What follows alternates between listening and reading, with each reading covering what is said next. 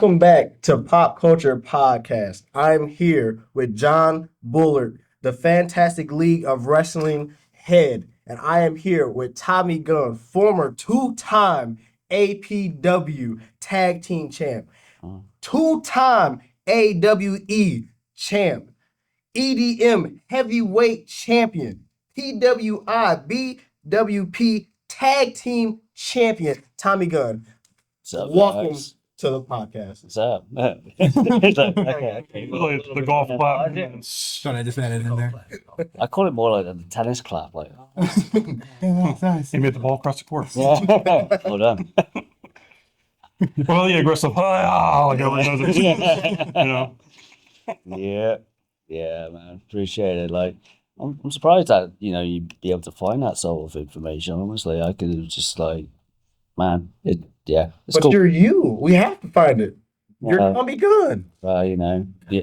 I'm the only gun that matters, right? Exactly. That's what I like. I like that. Great answer. It's a great answer. Also, you've been in the business for 21 years? Something like that. Yeah, it's mental. How's it feel now, considering how different the wrestling is today than it was back then? I feel old. The difference between now and then, like back then, working on the scene as the whole, like when I was able to work, like I was mainly based in like the West Midlands area where I'm from. So literally, you've had like little promotion, like in say West Brom, and you go to Dudley, then you go to Wolverhampton, then you go to Birmingham. So it's all kind of like close knit and stuff. And I pretty much remember like for like 5 years straight, I was working every weekend for 5 years, like Dang. doing all that sort of stuff. I remember that, and like the times between like then and now, you can say the competition has got way tougher because you got the style of wrestling's obviously changing. You got younger guys coming up with like the genetic pool of like how people moving that these days. It's like it's fucking real. Do you know what I mean? Yeah. Like, it's almost like a different breed in itself, and that. So, yeah, I'd say that. To be fair, When I was growing up, I grew up on not the Attitude Era because I wasn't alive. Mine was Ruthless Aggression, so the Jeff Hardys, the Edges, and all that. I do see a difference even in wrestling today compared to when I watched it. Well, I still watch it today. Like it's okay. it's a lot more fast paced. They don't ever slow it down to tell a story in the ring, which is a big deal to me because Seems dialogue first and then fight, and then they'll go back to dialogue. It's not really in between the fights anymore like he used to. like the matches, they wouldn't focus on an area. Exactly. Like say you injured your knee prior, Yeah, and then someone would work your leg Yeah. because that's the story. yeah. Today, they don't do that as much. They just want the high risk flying. I don't know about the indies too much. It makes it almost feel like when you watch an action film. Yeah. In a way, it's like Crouching Tiger, Hidden Dragon. It's like it goes like a million miles per hour. And you're like, wow. Like a lot of stuff You know, happens, so- but really, it doesn't feel like we Got a full story. saw it all. Yeah. And it's, You know. it's one of the things that with our promotion, Fantastic League of Wrestling, we actually focus on that stuff. We focus on telling a story and characters and making that connection to the audience because, I used to wrestle with them just like Tommy. I came from that more older guard generation. I started in 2001. And I remember guys used to scream that at people like, "You work the arm, They would just yell it at you, and you're like, "Okay, I'll do whatever you want to do." Like, but and it's the young men and women that we work with. I don't know what's in, like you said, the gene pool's like genetic mutants or something. Because it's like, It's like turtles, right? You get something out of it. yeah, it's like here's our child. All of a sudden, it's like ginormous steroid baby. And it's like, wow, Like what grade? You're in sixth grade? It's crazy. You're 6 foot already. At 2 weeks old, it's already doing like triple jump moonsaults and stuff. You're like, how is that possible? Like, yeah, it's It's amazing to see. It's amazing to watch. They evolve, but at the same time, just the homage to what was there before them is what I think I like the most. It's just seeing like you're paving the way for a lot of the younger people because they know you, they've seen you. So how do you take what you've done and pass it on to the next generation as you continue with your own journey? To be fair, you never stop learning. So do you know what I mean? Like you always keep learning to do it. Like 20 years, 30 years, 4 years, it doesn't matter. Everyone's still learning something because they might have like an avenue where they know and they're comfortable, but sometimes we have to embrace the uncomfortable. You know what I mean? So like in some ways, I always like keep it as an open book as much as I can because when I first started out, you think you're doing like this, that, not like I gotta be honest, like back then when I first started out, I was doing all the flips and flops and stuff on that. And to be fair, I was doing it pretty much every time and stuff. And then one guy told me, he goes like, you don't really need to bust that out all the time. Like, you know, if you're doing like your 450s, like your finishing move, right? Mm-hmm. So if you're doing that as your finish, you don't need to do it every night. You know what I mean? You can savor that moment for when the big moment happens. So if you go for like a championship belt or something like that, or something like to telling the story, That'd be the move that would. that It feels would like be it the- feels, It feels more signature. yeah, Gotcha. It's one of those things Like, too. It either finishes the matches or you miss, and Yeah. then that guy's about to finish you and off. we had a conversation about like you know, like if you're on the show, like John's show for example, and the finish is, which everybody sees these days, a super kick. Yeah. Let's be fair. Everyone Everyone does does a it. super kick, you know, of some variation, shape or form, like bam, bam, bam. You know, Canadian destroyers and all that kind of stuff. Like, it's cool to see and it's cool to see live and stuff, but it's got to have meaning behind what you do. You know what I mean? Like, but I think the overall what I'm trying to put across is like you savor that moment, you tell a story and you build it up for it. Like we had a conversation with it before, like you protect the finish. Yeah. Like if that's your go-to and that's it, and that's what, you know, KOs a person. You know, you don't, you know, Mortal Kombat's obviously a classic, right? You hit the finish, like Johnny Cage does his thing, like splits, kicking the nut, well, hitting the nuts. That's it, you know, you done, right? Luke Kang with the jumping, like, you know, kicks. That's his go-to. Everyone knows that. It's just renowned, right? I suppose that, you know, using it all the time, it does make it seem like it's not all that special of a move. Yeah. You know, it just gets overused. People see it all the time, and you know, they just get a little sad if you didn't do it this one match. Yeah.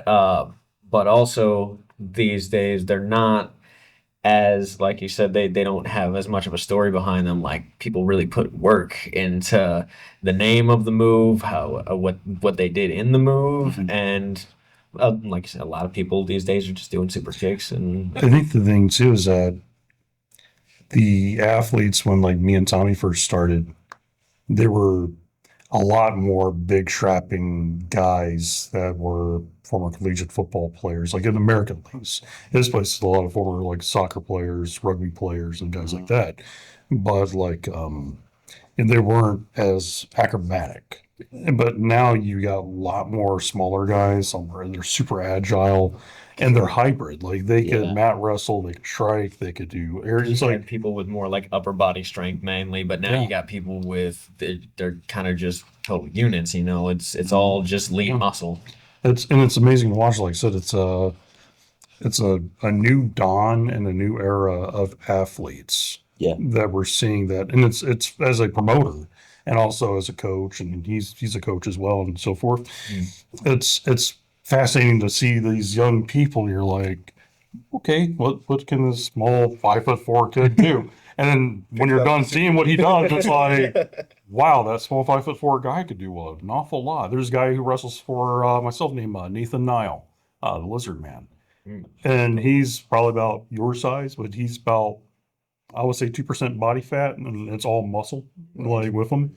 And yeah, you've seen him too. Like, yes, super quick, Yeah, man. but super strong on top. I've seen him lift up things. Where I'm like, okay, that usually does a 2-man job, and he's dead haul. Just a specimen. That's Yeah. like a lizard man. That's dope. I like that. Yeah, and I bring that reptilian here with us sometimes. So I remember more agile wrestlers, you know, kind of they only had the agility and didn't have the strength. Like I love Rey Mysterio, but I do remember him kind of lacking in strength against bigger wrestlers, and nowadays you see a guy about his size going up against a guy almost as big as Strowman's size. Taking him up. You're gonna go down. You're like, and okay. you see him like flip him over their shoulder like it's nothing. It's like, okay, I guess you just can't judge them before you know what they can do these days. Those Wheaties hit differently nowadays. Yeah, It does.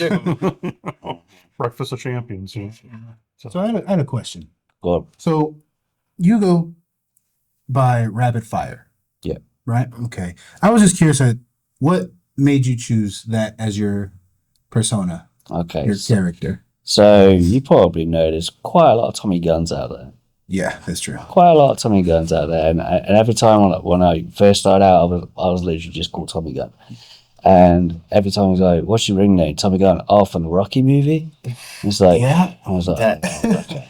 And then I get one thing as well, like Tommy Gunn, what, like the porn star Tommy Gunn? I was like, no. Well, you never know. But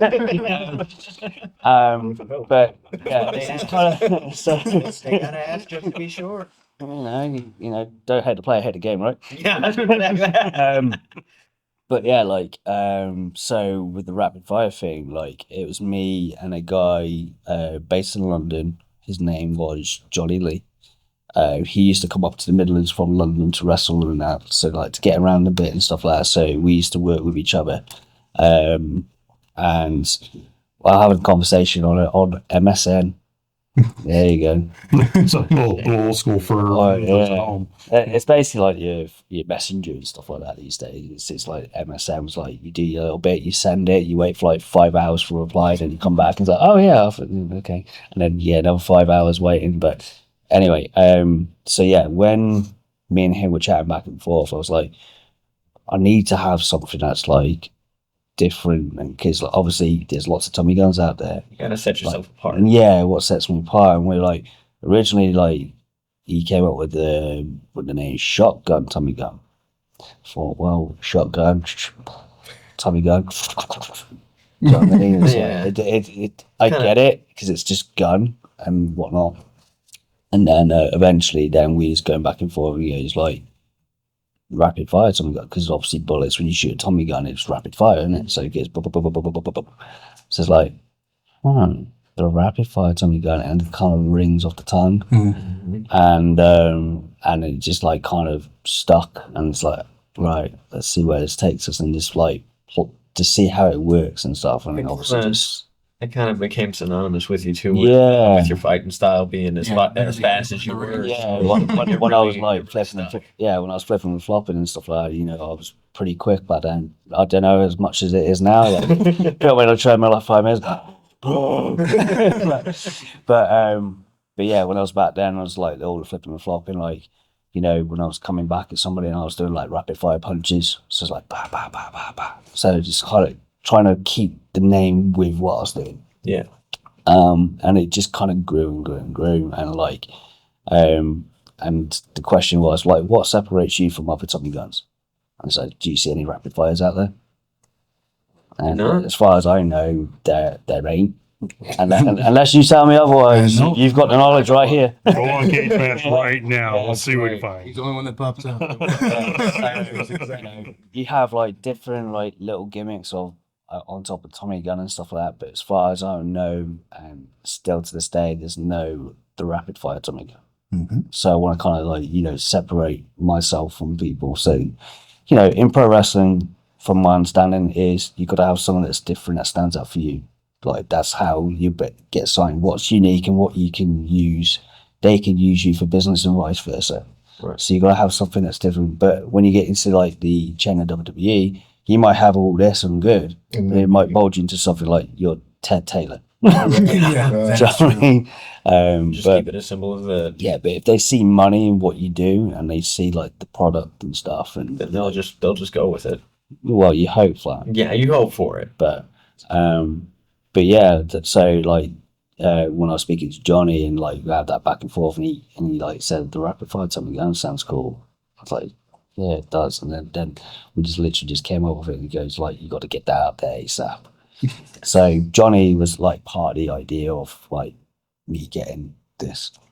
So how do you, for both sides, from how do you keep your identity, and then how do you help the people that's a part of your organization keep their identity and mold them into the wrestlers that they want to be? I'll let him answer that question first, and then I'll respond back to that. Well, That's a good question, actually. Because Very good that's a very well, you see me, right? Like a 5 foot, like 6 kid who's got like, just a little bit of hair on top and whatnot. Again, you got to try and separate yourself from the pack. Like beforehand, earlier on in my career, I had like the manga style hair. So literally it's like blonde, quite long actually, probably longer than yours. I literally it's like popped up around the place like a Japanese anime sort of thing. And that worked for a while. It worked because as soon as you see that blonde hair, it's automatically yeah. So literally you see that, it's like, oh, so that kind of stuck. And as obviously I got older and older, then I almost kind of not meaning to be like a German, like short back in size, blonde hair and stuff like that. So like, like a bit of a cleanish look for a bit. And then, I had then like a little bit of a trendy mohawk. So I had like that fade and then a little bit on top and then a mohawk and then, like the kids these days with the lines and stuff in the eyebrows and stuff. Like, I used to do that. yeah. I'm not gonna lie. You still have, right? I'm saying a little bit. And that's a scar from I was a wild kid. That's all I like to watch y'all. That's brings back memories. That's what I do. Yeah, they say don't try this at home. First thing you do is try it at I home. mean, it's not going to say anything. Watching things like WWE, like, don't try this at home. I mean, I'm like, bet? It's like challenge accepted. Yeah, let's go do it. And then obviously, and what came to this for me was, so there was a barber who I used to go to back home, and he used to do my cut, and he used to do it cool, and then he had to go off somewhere, so he got the other barber to do it as close as he can to it. And he did okay, and then I looked at it for, and he's messed this up. So I went to another barber at the time and said like, can you be able to fix this or not? And he goes, you can try. And he tried it. And it's like, I tell you what we'll do. You might as well, you got two options. You can either keep it as it is and kind of do what it is, or we kind of split it both ends, leave something in the middle and just start fresh. And it's like, okay, let's do that. And then as soon as I did that, literally like, so it's like, huh. So, back home, you do have like people with mohawks, like you have like the Sean Spears, which is just a strip of hair. You have like mohawks, like what me and John said, like literally you have mohawks up to here and stuff. It's like you have different ones, but if you got something like in between that, it's easy to maintain as well. And that's a really unique one. I can't say that I've seen. Well, normally it goes up in a peacock. Like Yeah. this is like me kind of. Even then, like, Last night, yeah, that's very much like 1980s punk style. Like, it was like even very then, much. you've also got a unique hair texture to go with too. So so people usually just spike up or only have it, one way or another. Like I kind of thought that you had it like the Norse braid, right, one down the middle. Yeah. But then when I saw it was actually short. It's like I haven't seen that before. Yeah. So like, again, it's just little things to kind of like separate yourself. Like, You gotta make yourself unique. yeah. And that's what the business I think is looking for, especially like AEW, WWE, and stuff like that. Like, you want to try and make yourself unique to like the audience. So if they see this, they think, oh, that's that guy. Exactly. So like, this is the money. Trying to make it money. It's getting battered, but but yeah. So that's how all this kind of came about. No. As a promoter, you was asking about like how we go about showcasing the talent or make their name more. I think it's just mainly like you promote them, you show the world who they are. This is so and so, and this is what makes them unique. The way being like a promoter, in the sense, the best way I can say it, with like Fantastic League of Wrestling. When we created that company, it was kind of like me and a group of friends. It was Sean Porter, Scott Jones. When we came up to this decision, we're like, the area, everybody wants to be like ultra, like rated R, PG-13. So what if we actually like have the family show, but the wrestling's awesome, but also it's like we make like the comic books that we love come to life. Come to life. That's dope. And make it like it's like live action comic book action adventure type series type show. The immersiveness of it. That's And dope. with our promotion, like you see like a lot of mask wrestlers and stuff, and people with like big, bright, colorful outfits and uniforms, and things that a lot of companies, everybody just wears like the same generic stuff. A lot of leather. Yeah, A lot of and leather. with us, we want to give people that feel like I'll use an example. Kenny Nine, Cyberpunk. So I saw your glasses, how they lit up like that's him. Very much Cyberpunk. Gran Torino, his luchador partner, who pretty much dresses up like a Super Sentai character. So like, yeah, we have like larger than life personalities because like when I was a kid, 1980s wrestling, everybody was larger than life. Everybody had something unique about them that stood out. Like, you had the honky tonk man. Well, what is he? Well, he's a guy who thinks that Elvis Presley stole his music, and he's this. But then you got the Macho Man, who's just so wild and over the top, and you don't know if it's like, has this guy been snorting lines of cocaine or something? Or is he What's just going on? really excited to be here? Or is this just really how he is? Just the Slim Jim. Or is this Yeah, Slim Jims? And we'll never know. But it's just the entertainment of these larger than life personalities that only that world present, and we want to do something similar to that. So when you come to our shows, I know we have a special poster that was made that my friend Raleigh did. Raleigh actually worked for Image and Marvel Comics, like as an artist. So he took a lot of our guys and actually did like comic book art of them. And so when people come to our show, that's the first thing they get is, hey, here's artwork for our guys, get it autographed. And that's something that fans can then have and go, I'll put that in a frame. Yeah, that's too cool. That's awesome. So yeah, we try to be like that comic book wrestling company that showcases not only just awesome wrestlers from that look like they came from a comic book, but also guys like himself. We also had Alan Golden from Mexico make his U.S. debut. Last night at our show, he made his United States debut wrestling. And we also had Alan Golden from Mexico made his as well. May 31st, Law Estrella from Japan comes and wrestles for us as well. And we got also Canadian talents and stuff too. So yeah, we're not just like a local wrestling company. We use a lot of internationals. It's a worldwide network. Yeah, it's a huge. Does it feel different to you in the States, or does it still feel like it's still the same game? Like, does it still feel like you're still in the same mindset when you're here, or do you feel like you have to go harder? Do you have to feel like you have to put yourself out more, or is it still the same? I listen to them. I listen to them. He a businessman. I like that. Like I respect they that. kind of tell me in a way what to do in some ways. Like as you get experience in that in this, and you kind of get the vibe and what the room feels like. And it's like, okay, so they want to be worked, or like they want to be entertained. No. It's that comes with experience over time, and it's like, it's just like reading the room. So I like that scene from Gladiator. It's one of my favorite quotes when I coach my kids. It's when he was talking to Russell Crowe's character, he says, "Win the crowd, win the freedom, win them over," and literally just listens to that crowd like, you want to be entertained, okay? As that famous scene, he throws that sort of like, "Are you not entertained?" And I tell guys like, watch how like he put on that presentation fighting those guys in the arena, and people are like, "Wow, you saw that?" And it's like, yeah, he not only did he vanquished those guys, but he entertained everybody. There's a point that it was To undeniable. be an entertainer and still be that lead role is very hard to do. And that's not just with wrestling. That's music, art.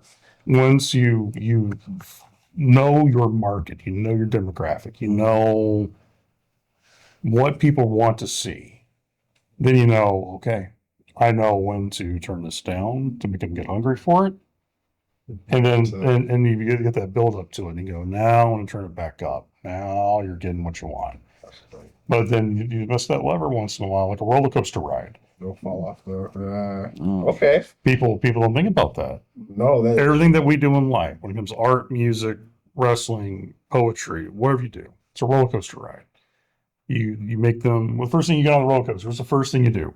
You're up. So you're already set up like this. And you're like, okay, what's going to happen? Like, and you're excited for it. And all of a sudden, you're going up that huge first hill, and you're like, ooh, okay, oh, and you're going down, and you're like, oh, and all of a sudden. Now they bring you down because now you have to. You go, oh, right. And all of a sudden they stops. Then you got to rebuild the momentum back up. And it's all about building up. Ups and downs, turns and twists, you name it. I think me and you talking about the other day how like wrestling's like a fireworks show. Yeah. You ever go see a good fireworks show? You don't go boom, boom, boom, boom, boom, No, boom. you start off with a little Boom. That's it. First one. And all of a sudden, boom, boom. Boom, boom, boom. And it builds up. It's a build up. It's a build up. Everything that we do, art, music, life, culture. It's a fireworks show. I like that. That's a good answer. These will be the last two questions. Running out of time here, so I would ask you, for both of you, since wrestling keeps evolving, what do you see changing in the future? And also, what advice do you have for the up and coming wrestlers on how to either get over or something they should know is important to their character during a match or building a character themselves?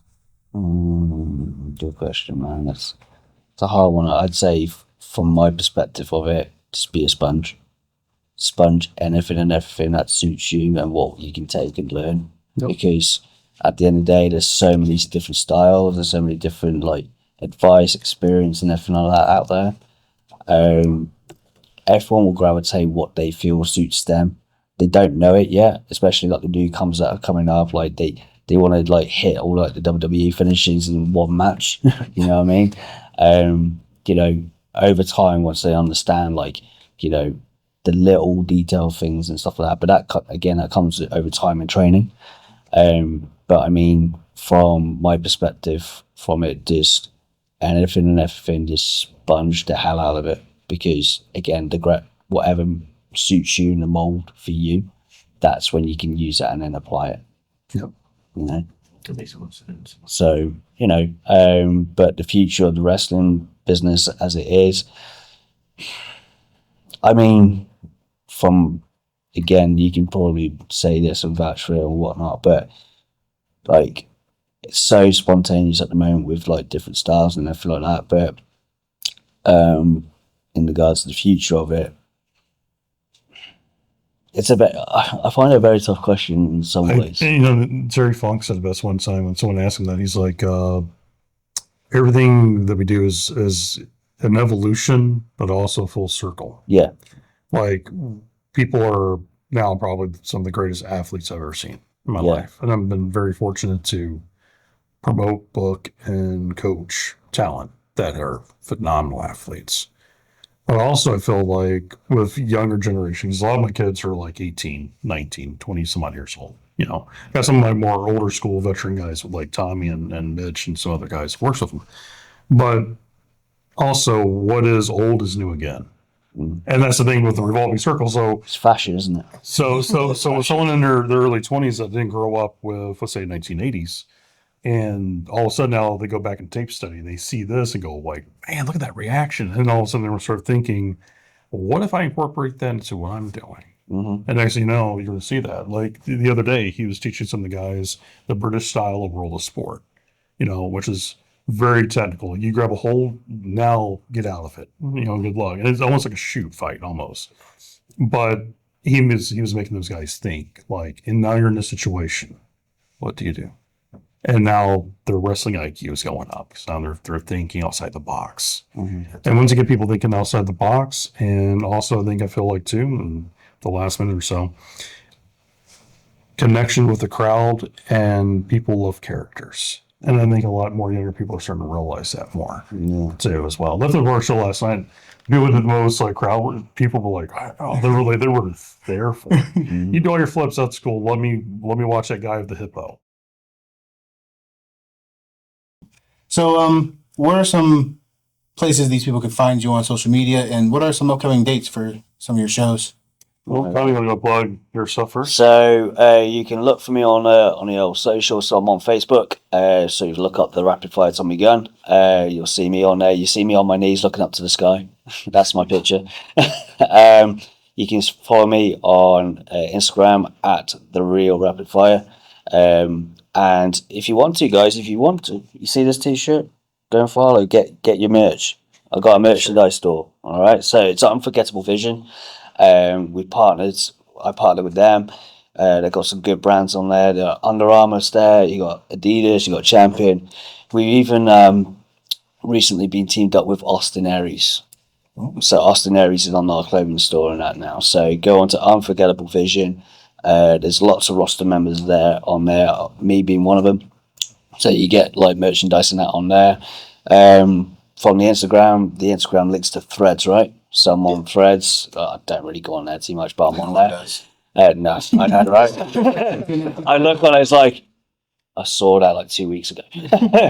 But yeah, so basically mainly Facebook, the Rapid Fire Tommy Gunn, Instagram at the Real Rapid Fire, Unforgettable Vision is where you get the stuff. So that's me. Yeah, for us, for our upcoming events, we got May 31st. We'll be in Chicago. That's actually a special event.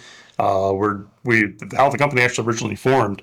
We did a show for the Special Olympics for the kids, the athletes that work there. So the entire show was just for the athletes and their families. It's really good. It's actually in Michael Jordan's personal gym. It's the Hope Academy in Chicago. So when you go in there, it's like an NBA style gymnasium. That's cool. And the locker rooms, well, I live at the locker rooms actually has like personal like locker room doll. Like, oh yeah, when I walked in, I was like, okay, this is nice. This is posh. Like, okay, now, but yeah, we're gonna be there May 31st. June 7th and August 9th will be in Monticello, Indiana. I think how they pronounce it. Always call Monticello, but it's Monticello, I guess. At the Indiana Beach amusement park. We always do 2 big, huge summer shows for them, which I believe you guys are going to become VIP pass members. So yeah, we'll definitely be there to have you guys do some coverage for us as well. And then hopefully we'll be back here October 11th. In the LaPorte area to do another big show over at Pine Lake Resorts. But, we're always looking to do more venues. We're always looking to do fundraisers for schools. If anybody needs help in the community, we want to be that people that they can go to and how can we help out? Well, let's go raise money for you. It's all about also giving back to our communities as well. For us on socials, let me actually bring up my socials real quick because we actually got a pretty good ton of them. Just going to correct my Instagram, like me being a tit. It's actually called so it's all lowercase _rapid_fire. That's what it is. So just to recorrect that. So me being the Real Rapid Fire. I remember trying to choose that and literally got taken to savage. So it's probably some gamer like Yeah, Rapid Fire, and then someone got the Real Rapid Fire. Yeah. Some bitches. One job. One job. One job. I know. Screwed Right? up. Get it so there you go. That's my Insta.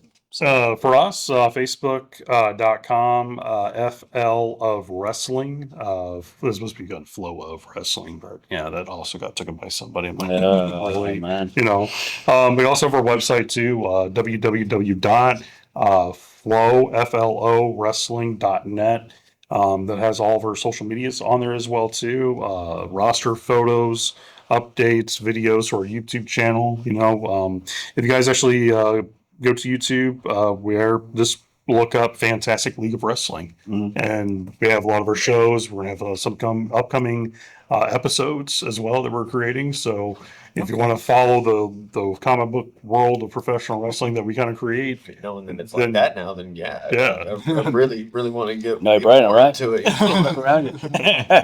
Yeah. So that's the best way for everyone to follow us on the social media accounts. We also have TikTok, Flow of Wrestling, FL of Wrestling.com with TikTok as well too. Which I need to update a lot of stuff on TikTok as well. I need to get on my TikTok game, but that's mainly some of our socials that everyone can follow us on. Yeah. So. Okay, let's get a round of applause for Rapid Fire Tommy Gunn and John Bullard. Thank you guys so much for being on. Yeah, awesome. I like how that clap was louder than when we started. Chris is like, whoa, yeah, that's it. Gotta get progressively better.